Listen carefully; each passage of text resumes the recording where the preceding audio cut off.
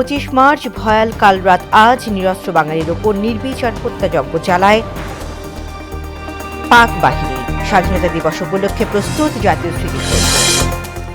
ঢাকায় যানজট নিরসনে নির্দেশনা প্রধানমন্ত্রীর। IMF-এর ঋণ চালিয়ে যেতে উদ্যোগ নিচ্ছে সরকার, জানালেন অর্থমন্ত্রী। রাজধানী ঢাকা সহ সারা দেশে জ্বালানি তেল সংকট, বন্ধ অনেক পেট্রোল পাম্প। মন্ত্রী বললেন ভিন্ন কথা।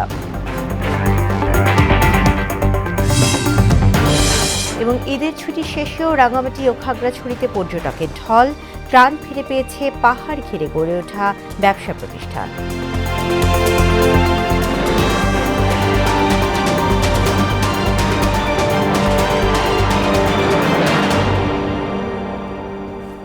আসসালামু আলাইকুম, ঈদ মোবারক। স্বাগত মোহনা সংবাদে। এতক্ষণ শুনছিলেন শিরোনাম, পুরো সংবাদে আছি আমি তাসমিয়া জেরিন। এবারে বিস্তারিত। আজ ভয়াল 25 মার্চ গণহত্যা দিবস। 1971 সালের এই দিন রাতে অপারেশন সার্চ লাইট নামে নিরস্ত্র বাঙালির উপর নির্বিচার হত্যাযজ্ঞ চালায় পাক হানাদার বাহিনী। ভয়াল সেই রাতে ঘটেছিল বিশ্ব ইতিহাসের নৃশংসতম গণহত্যা। অপারেশন সার্চ লাইট ছিল বাঙালির একটি প্রজন্মকে নিশ্চিহ্ন করে দেওয়ার এক নারকীয় পরিকল্পনা। কাল রাতে সেই নৃশংসতার খণ্ডচিত্র তুলে ধরছেন নাজমুল ইসলাম। 1971 সালের 25 মার্চ পাকিস্তানের প্রেসিডেন্ট ইয়াহিয়া খান গোপনে পশ্চিম পাকিস্তানে ফেরত যাওয়ার পর পূর্ব পাকিস্তান তথা আজকের স্বাধীন বাংলাদেশে পূর্ব পরিকল্পিত পোড়ামাটি নীতি বাস্তবায়ন শুরু করে। এ লক্ষ্যে ঢাকা সহ সারা দেশে চালানো হয় অপারেশন সার্চ লাইট নামের হত্যাযজ্ঞ। সে সময় জেনারেল টিক্কা খান গর্বভরে বলেছিলেন তিনি পূর্ব পাকিস্তানের মাটি চান, মানুষ নয়। ফলশ্রুতিতে বাঙালি জাতির জীবনে নেমে আসে বিভীষিকাময় ভয়াল কালরাত্রি। এক ভয়ঙ্কর নিষ্ঠুরতার স্মৃতি হিসেবে চিহ্নিত এই রাত। এই দিন দুপুরের পর থেকেই ঢাকা সহ সারা দেশে থমথমে অবস্থা বিরাজ করতে থাকে। সকাল থেকে সেনা কর্মকর্তাদের তৎপরতা ছিল চোখে পড়ার মতো। হেলিকপ্টার যোগে তারা দেশের বিভিন্ন সেনানিবাস পরিদর্শন করে বিকেলের মধ্যে ঢাকা সেনানিবাসে ফিরে আসে। মধ্যরাতে পাকিস্তানি সৈন্যরা সাজোয়া ট্যাঙ্ক নিয়ে অপারেশন সার্চ লাইট এর নামে ঘুমন্ত নিরস্ত্র বাঙালির উপর নির্বিচার হত্যাযজ্ঞ শুরু করে। ঢাকা বিশ্ববিদ্যালয়, পিলখানা এবং রাজারবাগে অতর্কিত হামলা চালিয়ে ছাত্র, শিক্ষক, পুলিশ সহ সব শ্রেণী পেশার মানুষ হত্যা করতে থাকে। এরপর 9 মাসের সশস্ত্র সংগ্রামের মধ্য দিয়ে এসেছিল বাংলাদেশের স্বাধীনতা। আমার সোনার বাংলা, আমি তোমায় ভালোবাসি। নাজমুল ইসলাম, মোহনা সংবাদ। 26 মার্চ মহান স্বাধীনতা দিবস উপলক্ষে সাভার জাতীয় স্মৃতিসৌধে এরই মধ্যে সব প্রস্তুতি সম্পন্ন করা হয়েছে। সর্বস্তরে মানুষের শ্রদ্ধার ভালোবাসায় সিক্ত হতে পুরোপুরি প্রস্তুতি সাভারের জাতীয় স্মৃতিসৌধে নেওয়া হয়েছে। এদিন লাখো মানুষের ভালোবাসায় ও ফুলে ফুলে ভরে উঠবে স্মৃতিসৌধের শহীদ বেদি। জিয়াউদ্দিনের প্রতিবেদন, জানাচ্ছেন মাহমুদ আক্তার। 26 মার্চ মহান স্বাধীনতা দিবস উপলক্ষে গণপূর্ত বিভাগের কর্মীরা সৌধ প্রাঙ্গণকে দিয়েছে এক নতুন রূপ। নানা রঙের বাহারি ফুলের চাদরে ঢেকে ফেলা হয়েছে স্মৃতিসৌধের সবুজ চত্বর। নিরাপত্তার জন্য ওয়াচ টাওয়ার নির্মাণ, উচ্চমাত্রার CCTV ক্যামেরা স্থাপন করা হয়েছে। থাকবে কয়েক স্তরের নিরাপত্তা বলয়। এখানে মহামান্য প্রেসিডেন্ট আসবেন, প্রধানমন্ত্রী আসবেন, অন্য মন্ত্রীবর্গ মহোদয় তারা আসবেন, যাতে সবাই এসে এখানে দেখতে পায় যে জিনিসটা সুন্দর হয়েছে। 26 মার্চ উপলক্ষে সাবান নবীনগর জাতীয় স্মৃতিসৌধে যেগুলো কাজ করি আমরা, যেমন ঘাস কাটা, গ্রুপ মারা, চারা লাগানো, আরও ইলেকট্রিশিয়ার কাজ, লাইটের কাজ, CC ক্যামেরা, এগুলোর কাজ এখানে করি। প্রতি বছরের মতো এবছরও আমরা এই VIP রুম সহ যত জায়গা আছে সম্পূর্ণ জায়গায় আমরা রুম তুলির কাজ করে আসছি। 26 মার্চ সূর্যোদয়ের সাথে সাথে স্মৃতিসৌধে বীর শহীদদের প্রতি ফুল দিয়ে শ্রদ্ধা জানাবেন রাষ্ট্রপতি, প্রধানমন্ত্রী, মন্ত্রিপরিষদ সদস্য, কূটনীতিক, বিরোধী দলীয় নেতা সহ বিভিন্ন শ্রেণী পেশার মানুষ। অতিথিদের স্বাগত জানাতে এরই মধ্যে যাবতীয় প্রস্তুতি সম্পূর্ণ করা হয়েছে বলে জানালেন এই কর্মকর্তা। সাভার জাতীয় স্মৃতিসৌধে সৌন্দর্য বর্ধন কাজ, ফুল গাছ রোপণ, রং তুলির কাজ, CC ক্যামেরা স্থাপন, লেক সংস্কার কাজ সহ অন্যান্য যাবতীয় কাজ ইতিমধ্যে সম্পন্ন হয়েছে। মহান স্বাধীনতা ও জাতীয় দিবস উপলক্ষে স্মৃতিসৌধ ও এর আশেপাশের এলাকা জুড়ে ব্যাপক নিরাপত্তা ব্যবস্থা গ্রহণ করা হয়েছে বলে জানান ঢাকা জেলার অতিরিক্ত পুলিশ সুপার। ডিগনিটরি যারা এখানে আসবেন, শ্রদ্ধা নিবেদন করবেন, তারা যেন নির্বিঘ্নে এখানে আসতে পারেন এবং এখান থেকে শ্রদ্ধা নিবেদন করে নিজ নিজ গন্তব্যে পৌঁছতে পারেন। এই জন্য আমাদের পর্যাপ্ত সংখ্যক আইন শৃঙ্খলা রক্ষাকারী বাহিনী মোতায়েন করা হয়েছে। পরে সর্বসাধারণের শ্রদ্ধা নিবেদনের জন্য উন্মুক্ত করে দেওয়া হবে স্মৃতিসৌধ প্রাঙ্গণ। মাহমুদা আক্তার, মোহনা সংবাদ। প্রবাসী কল্যাণ ব্যাংক থেকে বিদেশগামী শিক্ষার্থীদের 10 লাখ টাকা পর্যন্ত ঋণ দিতে সংশ্লিষ্ট মন্ত্রণালয়কে নির্দেশ দিয়েছেন প্রধানমন্ত্রী তারেক রহমান। সচিবালয়ে সরকার প্রধানের সঙ্গে বৈঠক শেষে একথা জানান প্রবাসী কল্যাণ প্রতিমন্ত্রী নুরুল হক নূর। এদিকে একটি বিশেষ সভায় ঢাকা শহরে যানজট নিরসনে দ্রুত ও কার্যকর পদক্ষেপ নিতে বেশ কিছু নির্দেশনা দিয়েছেন প্রধানমন্ত্রী। আরও জানাচ্ছেন রঞ্জিত ভুইয়া। ঈদ ছুটি শেষে মঙ্গলবার সকাল থেকেই সচিবালয়ে প্রবেশ করেন কর্মকর্তা কর্মচারীরা। শুভেচ্ছা বিনিময়ের পাশাপাশি শুরু হয় দাপ্তরিক কাজ। ঘড়ির কাঁটায় ঠিক 9টায় সচিবালয়ে নিজ কার্যালয়ে যান প্রধানমন্ত্রী তারেক রহমান। সরকার প্রধানের সঙ্গে সাক্ষাৎ করেন বিভিন্ন মন্ত্রণালয়ের মন্ত্রী, প্রতিমন্ত্রী, ঢাকার 2 সিটি কর্পোরেশনের প্রশাসক, সিনিয়র সচিব, পুলিশের উচ্চ পর্যায়ের কর্মকর্তারা। প্রধানমন্ত্রীর সভাপতিত্বে ঢাকার যানজট নিরসন ও ট্রাফিক ব্যবস্থাপনার আধুনিকায়ন সংক্রান্ত সভা অনুষ্ঠিত হয়। এছাড়া তারেক রহমানের সঙ্গে বৈঠক করেন আন্তর্জাতিক মুদ্রা তহবিল IMF-এর এশিয়া ও প্যাসিফিক বিভাগের পরিচালক কৃষ্ণ শ্রীনিবাস। এ সময় অর্থ মন্ত্রণালয়ের মন্ত্রী, উপদেষ্টা ও সচিব উপস্থিত ছিলেন। সরকার প্রধানের সঙ্গে বৈঠক শেষে প্রবাসী কল্যাণ ও বৈদেশিক কর্মসংস্থান প্রতিমন্ত্রী নুরুল হক নূর বলেন, প্রবাসী কল্যাণ ব্যাংক থেকে বিদেশগামী শিক্ষার্থীদের 10 লাখ টাকা পর্যন্ত ব্যাংক গ্যারান্টি ঋণ দেওয়ার নির্দেশ দিয়েছেন প্রধানমন্ত্রী। প্রবাসী কল্যাণ ও বৈদেশিক কর্মসংস্থান মন্ত্রণালয় থেকে যারা কোরিয়া, জাপান, চায়না, জার্মানি এরকম দেশগুলোতে যাবে, তাদের যে বিশেষ করে স্টুডেন্টদের ব্যাংক গ্যারান্টি বা ব্যাংক সলভেন্সির সাপোর্ট হিসেবে 10 লক্ষ টাকার একটা ঋণ দেওয়ার নির্দেশনা প্রধানমন্ত্রী দিয়েছেন এবং সেটা আমাদের মন্ত্রণালয়ের যে একটা ব্যাংক আছে, প্রবাসী কল্যাণ ব্যাংক, ওই ব্যাংকই ডেডিকেটেড করতে বলেছেন। তিনি বলেন, মধ্যপ্রাচ্য যুদ্ধের ফলে রেমিটেন্সের প্রভাব পড়বে না। যুদ্ধ বন্ধ হলে বিভিন্ন দেশে বাংলাদেশিদের কর্মসংস্থান বাড়বে। বিদেশে যাওয়ার ক্ষেত্রে সিন্ডিকেট ভাঙা সহ বেশ কিছু নির্দেশনা দিয়েছেন প্রধানমন্ত্রী। আশা করি যে আমাদের দেশের শ্রমবাজার খুব বেশি ক্ষতিগ্রস্ত হবে না, বরঞ্চ আমাদের দেশের চাহিদা আরও তৈরি হতে পারে। যে সমস্ত শ্রমবাজারগুলো বন্ধ আছে মালয়েশিয়া সহ এবং সেখানে যে ধরনের সমস্যাগুলো আছে, এইটাও দ্রুত সময়ের মধ্যে শর্ট আউট করে লোক পাঠানোর ব্যবস্থা করা। তানজিদ ভুইয়া, মোহনা সংবাদ, ঢাকা। লোক পাঠাতে আন্তর্জাতিক মুদ্রা তহবিলের ঋণ কর্মসূচি চালু রাখতে চায় বিএনপি সরকার। সেজন্য আর্থিক সংস্কারের ক্ষেত্রে নানা উদ্যোগ নেওয়া হচ্ছে বলে জানালেন অর্থমন্ত্রী আমির খসরু মাহমুদ চৌধুরী। সচিবালয়ে প্রধানমন্ত্রী তারেক রহমানের সঙ্গে বৈঠক শেষে এসব কথা বলেন তিনি। এ সময় অন্তর্বর্তী সরকারের আমলে থেমে যাওয়া উন্নয়ন প্রকল্পগুলো চালুর বিষয়ে সরকার ভাবছে বলেও জানান অর্থমন্ত্রী। IMF-এর সাথে তো আমাদের একটা প্রোগ্রাম চলছে অলরেডি, এবং এই প্রোগ্রাম তো বেশ কয়েক বছর ধরেই চলছে এবং এই প্রোগ্রাম অব্যাহত আছে। এই প্রোগ্রাম আছে, এটা আবার ফার্দার রিভিউতে যাবে। ওয়াশিংটনে এপ্রিলে মিটিং আছে, স্প্রিং মিটিং আছে, সেখানে আলোচনা হবে।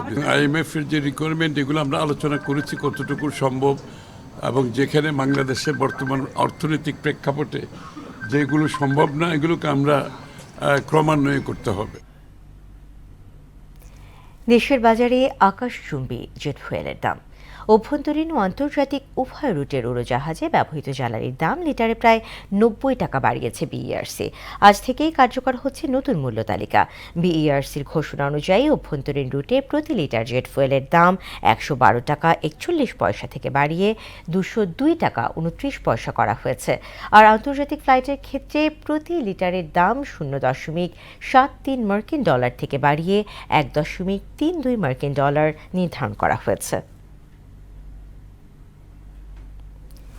ঈদের ছুটিতে বিভিন্ন জটিলতায় পাম্পগুলোতে জ্বালানি তেলের তীব্র সংকট দেখা দিয়েছে। সরবরাহ না থাকায় ভোগান্তিতে পড়েছেন যানবাহন চালকরা। অনেক জেলায় পেট্রোল পাম্প বন্ধ রাখা হয়েছে। রাজধানীতেও দিনের বেশিরভাগ সময় তেল না পেয়ে বিপাকে গ্রাহকরা। হাতে গোনা কয়েকটি চালু থাকলেও সেখানে যানবাহনের দীর্ঘ সারি। এ বিষয়ে সচিবালয়ে বিদ্যুৎ ও জ্বালানি মন্ত্রী বলেন, তেলের পর্যাপ্ত মজুদ থাকলেও হঠাৎ বিক্রি বেড়ে যাওয়ায় সংকট তৈরি হয়েছে। মুদাসির আলীর প্রতিবেদন। রাজধানীর পেট্রোল পাম্পে জ্বালানি তেলের জন্য রীতিমতো হাহাকার চলছে। গাড়ি ও মোটরসাইকেল ব্যবহারকারীরা দীর্ঘক্ষণ লাইনে অপেক্ষা করছেন অকটেনের জন্য। পর্যাপ্ত সরবরাহ না থাকায় দিনের নির্দিষ্ট একটা সময় পর্যন্ত পাম্প বন্ধ রাখা হচ্ছে। একটা পাম্প ঢাকা শহর আশেপাশে ট্রাস্ট বলেন, খালেক বলেন, মিরপুর এদিকে, তারপরে মিরপুর সনির সামনে কোনো পাম্পেই তেল নাই। সকাল 7টার দিকে আসছি, তখন ওদের তেল মাত্র গাড়ি গেছে তেল আনতে, বলছে হয়তো বা 2টা-3টা বাজবে। সে তো বোঝা যাচ্ছে যে সব তেলের অভাব নাই, কিন্তু তেল তো আসলে বাস্তবে ফিল্ডে পাওয়া যাচ্ছে না। 13টা পেট্রোল পাম্পে গেছি, একটা তো তেল নেই, শুধু বলতেছে তেল আসবে, কখন আসবে ঠিক নেই। পেট্রোল পাম্প সংশ্লিষ্টরা জানান, চাহিদা অনুযায়ী তেল সরবরাহ করতে পারছেন না তারা। ট্যাঙ্ক খোলা আছে, ডিপু খোলা আছে, কিন্তু কোঠা সিস্টেম আছে। দেখা গেল আমাদেরকে পদ্মা থেকে আমাদের একটা অনলাইনে একটা লিস্ট দিয়ে দিছে, তো আমরা আমাদের পাম্পের জন্য 18,000 তেল পাবো। তো যেখানে আমাদের আরও বেশি দরকার, চাহিদা অনুযায়ী সাপ্লাই দেওয়াটা সমস্যা হচ্ছে, চাহিদা অনুযায়ী দিতে পারতেছি না। রাজধানীর তুলনায় দেশের জেলা পর্যায়ে সংকট আরও বেশি। অনেক জায়গায় পেট্রোল পাম্প সারা দিনই বন্ধ রাখতে হচ্ছে। তেল সংকটে গ্রাহকদের ভোগান্তি চরম পর্যায়ে পৌঁছেছে। এ নিয়ে সচিবালয়ে সাংবাদিকদের প্রশ্নের জবাব দেন জ্বালানি ও খনিজ সম্পদ মন্ত্রী ইকবাল হাসান মাহমুদ টুকু। বলেন, তেলের পর্যাপ্ত মজুদ রয়েছে, হঠাৎ বিক্রি বেড়ে যাওয়াতেই সংকট তৈরি হয়েছে।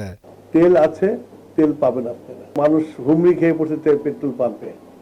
আমাদের তো একটা প্রসেসে পেট্রোল পাম্প চলে, আমরা যেভাবে তেল দেশে দেয় সেই নিয়মের এখন ভেঙে পড়ছে সেই নিয়মটা, যে এত ভিড়, এত তেল পেট্রোল পাম্পে যা দেওয়া হয় প্রতিদিন, সেটা সবসময় যা দেওয়া সেটাই থাকে, কিন্তু গ্রাহক তার বেড়ে গেছে। গ্রাহকদের অকারণে তেল মজুদ না করার আহ্বানও জানান জ্বালানি মন্ত্রী। প্রয়োজনের অতিরিক্ত কোনো তেল নিয়েন না, তাহলে আমরা সরবরাহটা রাখতে পারবো। মুদাসির আলী, মোহনা সংবাদ, ঢাকা। ঈদ উল ফিতরের টানা ছুটিতে পাহাড়ি জেলা রাঙামাটি ও খাগড়াছড়িতে নেমেছে পর্যটকের ঢল। পর্যটকদের পদচারণায় মুখর হয়ে উঠেছে দুই জেলার সব পর্যটন কেন্দ্রগুলো। প্রকৃতির সান্নিধ্যে সময় কাটাতে ছুটে এসেছেন তারা। এতে প্রাণ ফিরে পেয়েছে পাহাড় ঘিরে গড়ে ওঠা ব্যবসা প্রতিষ্ঠান। মহুয়া জান্নাত মনি ও তমাল দাস লিটনের তথ্যচিত্রে জানাচ্ছেন আফরিন পপি। ঈদ উল ফিতরের টানা ছুটিতে রাঙামাটি পর্যটন কেন্দ্রগুলো এখন পর্যটকের পদচারণায় মুখর হয়ে উঠেছে। শহরের হোটেল মোটেল এখন হাজারো পর্যটকের ভিড়ে ঠাসা। রাঙামাটির ঝুলন্ত সেতু, Polwel park, DC bungalow park, Shuvolong ঝর্ণা, কাপ্তাই আসামবস্তি সড়ক ও বাঘাইছড়ির সাজেক সহ জেলার বিভিন্ন বিনোদন কেন্দ্রে প্রাকৃতিক সৌন্দর্য উপভোগ করছেন তারা। অনেকক্ষণ ধরে এখানে ঘুরতেছি, মানে পরিবেশটা খুব সুন্দর, ভালো লাগতেছে। আমাদের ভালো লাগছে এই পরিস্থিতি, মানে এরকম প্রকৃতি, সুন্দর আবহাওয়া। ঈদ উল ফিতরকে কেন্দ্র করে প্রচুর পরিমাণে দর্শনার্থী এসেছে বলে জানান পর্যটন সংশ্লিষ্টরা। ঈদ উপলক্ষে আমরা বিপুল সংখ্যক টুরিস্ট আসতেছে রাঙামাটিতে, তো আমরা সেবা দেওয়ার জন্য টুরিস্টদেরকে আমরা সার্বক্ষণিক ওই যে নিরাপত্তা নিশ্চিত করতেছি। আবাসিক রুমের 80% বুকিং হয়ে গেছে। আজকেও রেকর্ড সংখ্যক পর্যটক রাঙামাটিতে আসছে। এই দ্বারা 28 তারিখ পর্যন্ত চলবে। আমরা আসার আগে আমাদের লক্ষ্যমাত্রা অনুযায়ী আয় আসবে। এদিকে পর্যটকের ভিড়ে মুখর হয়ে উঠেছে পাহাড়ি কন্যা খাগড়াছড়ি। দেশের বিভিন্ন প্রান্ত থেকে পর্যটকরা ছুটে এসেছেন পাহাড়ের এই প্রাকৃতিক সৌন্দর্য উপভোগ করতে। আলুটিলা রহস্যময় সুড়ঙ্গ থেকে শুরু করে রিছাং ঝর্ণা, সবখানেই এখন উৎসবের আমেজ। দেশের নানা প্রান্ত থেকে আসা পর্যটকরা জেলার জনপ্রিয় পর্যটন কেন্দ্র আলুটিলা, হর্টিকালচার পার্ক, রিছাং ঝর্ণা সহ পাহাড়ের অপরূপ সৌন্দর্য উপভোগ করে মুগ্ধ হচ্ছেন। পর্যটন এরিয়াটা অনেক সুন্দর, ঘুরে ভালো লেগেছে, আরো ফ্যামিলি নিয়ে আসাতে আরো বেশি ভালো লেগেছে। সুড়ঙ্গ পথটা এটাতে খুব একটু ভয়ানক পথ, আবার খুব সুন্দর মজা লাগছে। আসার পর আমার কাছে খুব মন জুড়ে গেছে। আমি এই এলাকার কর্তৃপক্ষকে ধন্যবাদ জানাই যে এটা সামনে ভবিষ্যতের জন্য আরো সুন্দর করে। ঈদ আনন্দ উপভোগ শেষে পর্যটকরা নিরাপদে ফিরবে নিজ নিজ গন্তব্যে, এমন প্রত্যাশা সবার। আফরিন পপি, মোহনা সংবাদ। নোয়াখালীর সুবর্ণচর উপজেলায় বৈদ্যুতিক শর্ট সার্কিট থেকে সৃষ্ট অগ্নিকাণ্ডে অন্তত ২৪টি দোকান সম্পূর্ণ পুড়ে ছাই হয়ে গেছে।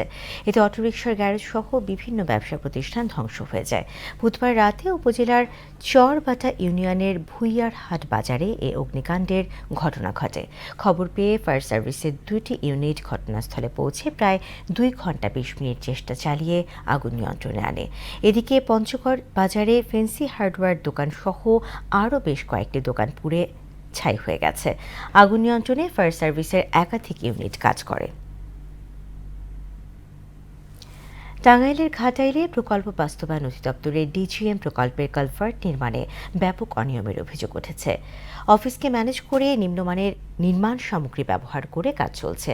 এতে কালভার্টের গুণগত মান নিয়ে ক্ষোভ জানায় স্থানীয়রা। গোলাম মুস্তফার প্রতিবেদন, জানাচ্ছেন তাহসিন তারিন। টাঙ্গাইলের ঘাটাইলে দিগলকান্দি ইউনিয়নের ব্যাংরোয়া ৮১ গ্রামের ১১ কিলোমিটার কালভার্ট নির্মাণের কাজ পায় মামুন এন্টারপ্রাইজের ঠিকাদার শাহজাহান। প্রকল্প বাস্তবায়ন অধিদপ্তরের ডিজিএম প্রকল্পের আওতায় এর ব্যয় ধরা হয়েছে প্রায় ৪৫ লাখ টাকা। স্থানীয়রা বলছে, প্রকল্প বাস্তবায়ন অধিদপ্তরে নেই কোনো তদারকি। রাতের আধারে ঢালাই দেয়া, নিম্নমানের নির্মাণ সামগ্রী ব্যবহার সহ নানা অনিয়মের কারণে সম্প্রতি কাজের বাধাও দেয় এলাকাবাসী। একদম যে নিম্নমানের যে মেটেরিয়াল এগুলা দেয় হচ্ছে, এবং বালু পাথর মিক্সার করে তারপর ওই পাথর সিমেন্ট দেওয়া ঢালাই হচ্ছে। পাথরের মধ্যে মাটি বালু সব মিক্সার করে এগুলা ঢালাই করে ওখানে দেওয়া হয়েছে। এগুলো বলার পরেও তারা কাজ সামগ্রিকভাবে চালাই গেছে। সন্ধ্যার পরেও দেখি ঢালাই করে এখানে দিনে। আর আমরা যেটুকু জানি ব্রিজের কাজে উপজেলা থেকে আমাদের ওয়ার্ক ইঞ্জিনিয়ার থাকার কথা, আমরা একদিনও এখানে ওয়ার্ক ইঞ্জিনিয়ার দেখি নাই। এই বিষয়ে ঘাটাইল উপজেলা প্রকল্প বাস্তবায়ন কর্মকর্তা এনামুল হকের সাথে মুঠোফোনে যোগাযোগ, এমনকি একাধিকবার অফিসে গিয়েও তার সাক্ষাৎকার পাওয়া যায়নি। ভালো মানের নির্মাণ সামগ্রী দিয়ে প্রকল্পের কাজ বাস্তবায়ন করার দাবি এলাকাবাসীর। তাহসিন তারিন, মোহনা সংবাদ। এবার সারা দেশে অনুষ্ঠিত সভা সমাবেশ নিয়ে প্রতিনিধিদের পাঠানো তথ্য চিত্রে ডেস্ক রিপোর্ট। বাংলাদেশ জামায়াতে ইসলামী কক্সবাজার শহর শাখার আয়োজনে ঈদ পূর্ণমিলনী অনুষ্ঠিত হয়েছে। এতে প্রধান অতিথি ছিলেন বাংলাদেশ জামায়াতে ইসলামীর কেন্দ্রীয় কমিটির সেক্রেটারি জেনারেল অধ্যাপক মিয়া গোলাম পরোয়ার।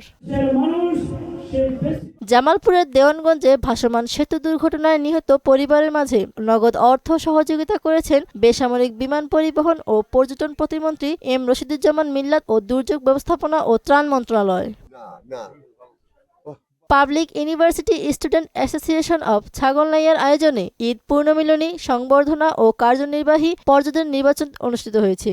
এতে প্রধান অতিথি ছিলেন ফেনী ১ আসনের সংসদ সদস্য রফিকুল আলম মজনু। স্বেচ্ছায় রক্তদান ফাউন্ডেশনের আয়োজনে কুষ্টিয়ায় মানবিকতার মানবিক মানুষদের নিয়ে ঈদ পরবর্তী মিলন মেলা ও সংবর্ধনা অনুষ্ঠিত হয়েছে। সিরাজগঞ্জ মাহমুদপুর যুগান্তর সংসদের উদ্যোগে ৩য় বার্ষিকী ক্রীড়া প্রতিযোগিতা ও ঈদ পূর্ণমিলনী অনুষ্ঠিত হয়েছে। পবিত্র ঈদ উল ফিতরের আনন্দকে আরও আনন্দময় করতে এবং সাংগঠনিক ভিত্তিকে শক্তিশালী করতে জামালপুর সদর উপজেলা নাগরিক পার্টি এনসিপির পূর্ণমিলনী অনুষ্ঠিত হয়েছে। সিরাজগঞ্জ সদর উপজেলার ২ নং বাগবাটি ইউনিয়নে বিভিন্ন অনিয়ম ও দুর্নীতির অভিযোগে ইউনিয়ন পরিষদের সচিব মোহাম্মদ মাসুদ রানার অপসারণের দাবিতে মানববন্ধন করেছে স্থানীয় এলাকাবাসী। জয়পুরহাটের পাঁচবিবিতে ঈদ উপলক্ষে এলবিপি প্রিমিয়ার লিগ ক্রিকেট টুর্নামেন্টের সমাপনী অনুষ্ঠিত হয়েছে। মাহমুদা আক্তার, মোহনা সংবাদ। এবার আন্তর্জাতিক। মধ্যপ্রাচ্যে চলমান সংঘাত নিরসনে পাকিস্তানের মাধ্যমে ইরানের কাছে 15 দফার একটি প্রস্তাব পাঠিয়েছে যুক্তরাষ্ট্র। প্রস্তাবে ইরানের পারমাণবিক কর্মসূচি, ব্যালিস্টিক ক্ষেপণাস্ত্র উন্নয়ন এবং হরমুজ প্রণালীর সামুদ্রিক নিরাপত্তা নিয়ে নির্দিষ্ট কাঠামো তুলে ধরা হয়েছে। মার্কিন প্রেসিডেন্ট ডোনাল্ড ট্রাম্প সম্প্রতি দাবি করেছেন তেহরানের সঙ্গে খুব ভালো ও ফলপ্রসূ আলোচনা হয়েছে। তিনি ইরানের জ্বালানি অবকাঠামোর ওপর হামলা 5 দিনের জন্য স্থগিত রাখার ঘোষণাও দেন। তবে ইরান সরাসরি এই দাবি অস্বীকার করে জানিয়েছে, বার্তা পেলেও যুক্তরাষ্ট্রের সঙ্গে কোনো সরাসরি আলোচনা হয়নি। সব মিলিয়ে যুদ্ধের মাঝে কূটনৈতিক তৎপরতা বাড়লেও সমাধান এখনও অনিশ্চিতই রয়ে গেছে। খেলার খবর, ফুটবল। ফিফা বিশ্বকাপ টিকিটের মূল্যকে অযৌক্তিক দাবি করে ফিফার বিরুদ্ধে মামলা করেছে ইউরোপের ফুটবল সমর্থকদের জোট এফএসএ। 2026 বিশ্বকাপ শুরু হতে আর মাত্র কয়েক মাস বাকি, কিন্তু টিকিটের চড়া দাম নিয়ে ক্ষুব্ধ ফুটবল প্রেমীরা। তাদের দাবি, টিকিটের বাজারে নিজেদের একচেটিয়া আধিপত্যের অপব্যবহার করছে ফিফা। সর্বনিম্ন ক্যাটাগরির টিকিটের জন্য তাকে গুনতে হবে প্রায় 5,225 পাউন্ড, যা 2022 সালে এই খরচ ছিল মাত্র 1,466 পাউন্ড। আর সবচেয়ে দামি ক্যাটাগরিতে খরচ দাঁড়িয়েছে 12,350 পাউন্ডে। সমর্থক গোষ্ঠী এটিকে প্রতারণামূলক বিজ্ঞাপন হিসেবে অভিহিত করেছে, যা ইউরোপীয় ভোক্তা আইনের পরিপন্থী।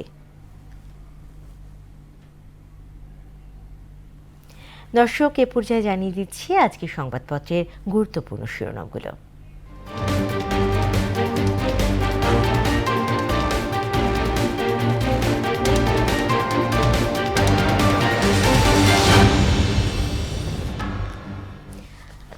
আমার হাতে প্রথমে রয়েছে প্রথম আলো পত্রিকাটি। তারা শিরোনাম করেছে, গণহত্যার বিভীষিকাময় সেই কালরাত আজ, 1/11 বিতর্কিত সেনা কর্মকর্তা মাসুদ উদ্দিন রিমান্ডে।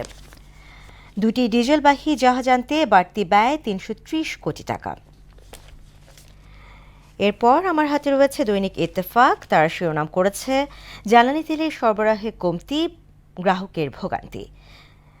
আজ গণহত্যা দিবস, 55 বছরেও মেলেনি আন্তর্জাতিক স্বীকৃতি। ঢাকার ট্রাফিক ব্যবস্থাপনা ঢেলে সাজানোর উদ্যোগ নিয়েছে সরকার। এরপরে আমার হাতে রয়েছে সমকাল।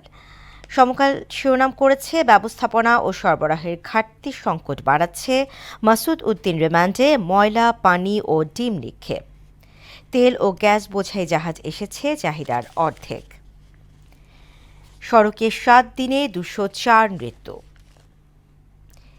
এরপর বাংলাদেশ প্রতিদিন। তারা শিরোনাম করেছে, সেই মাসুদ চৌধুরী গ্রেফতার, 1/11 সব কুশীলবকে গ্রেফতার করা হোক।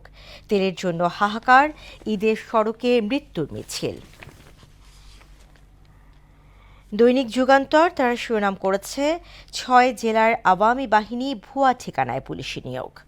তেলের মজুদ 60 দিন করার উদ্যোগ। জ্বালানি তেল নিয়ে দুর্ভোগ বাড়ছে। চতুর্মুখী চাপে ইরানে হামলা স্থগিতের ঘোষণা ট্রাম্পের। এবং সবশেষ আমার হাতে রয়েছে the daily star. Supply crunch worsens at fuel pumps, war grinds on amid global push for talks. Human trafficking case left ex-Lieutenant General Masood on 5-day remand. দর্শক, এই ছিল সংবাদপত্রের গুরুত্বপূর্ণ শিরোনামগুলো। এরই সাথে শেষ করব মোহনা সংবাদ, যাওয়ার আগে শিরোনামগুলো জানিয়ে দেবো আরও একবার। 25 মার্চ ভয়াল কালরাত আজ, নিরস্ত্র বাঙালির উপর নির্বিচার হত্যাযজ্ঞ চালায় পাক বাহিনী। স্বাধীনতা দিবস উপলক্ষে প্রস্তুত জাতীয় স্মৃতিসৌধ। ঢাকার যানজট নিরসনে নির্দেশনা প্রধানমন্ত্রীর, IMF-এর ঋণ চালিয়ে যেতে উদ্যোগ নিচ্ছে সরকার, জানালেন অর্থমন্ত্রী। রাজধানী ঢাকা সহ সারা দেশে জ্বালানি তেল সংকট, বন্ধ অনেক পেট্রোল পাম্প। মন্ত্রী বললেন ভিন্ন কথা।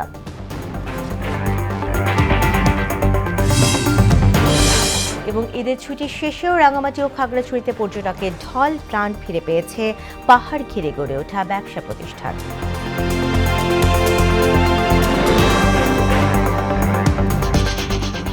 দর্শক, এই ছিল মোহনার সংবাদে। পরবর্তী সংবাদ দুপুর 1টায়। এছাড়া মোহনার সবশেষ খবর জানতে ভিজিট করুন www.mohana.tv।